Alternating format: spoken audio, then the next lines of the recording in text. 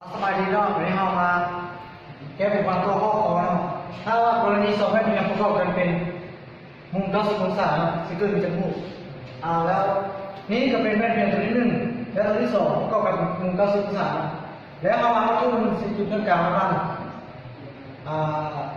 สองแม่ตัวนี้เนาะระยะแต่วัตถุห่างแม่เมียตัวนี้น่ะมันจำเป็นว่ามันจำเป็นไม่ใช่เท่ากันเลยเนาะแต่วัตถุหักแว่นเพียงที่ตัวนึงเลยก็หาตัวที่สองมันจะเป็นเท่ากับอะไรวางใส่ตัว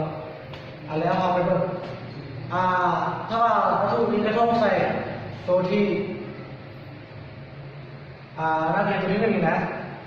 มันจะเกิดA1บอกA1โดยที่ว่ารัศมีแสงรอบตัวนี้เท่ากับรัศมีแสงรอบนี้แล้วประกอบกันมันก็90 องศาแล้ว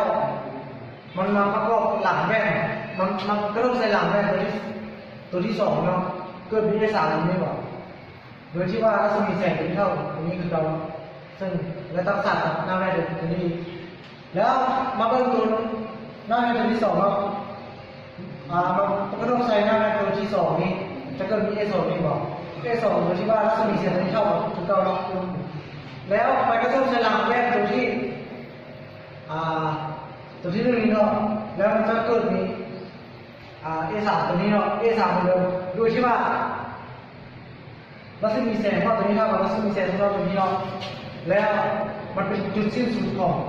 สองโมตัวนี้มันก็ต้องเจอกันเนาะมันสุดที่A3เลยดังนั้นเราจึงสามารถสรุปได้ว่าเท่าA3เท่ากับมันมี3มุมเนาะเราเป็นไงสุดแบบเขามีสุดที่ได้เรา310ส่วนอัลฟาของเราหนึ่งซึ่งเรา310 หาร 90เนาะเท่ากับ4 ลบ 1 เท่ากับ 3ทั้งหมดมีอยู่3ด้วยกัน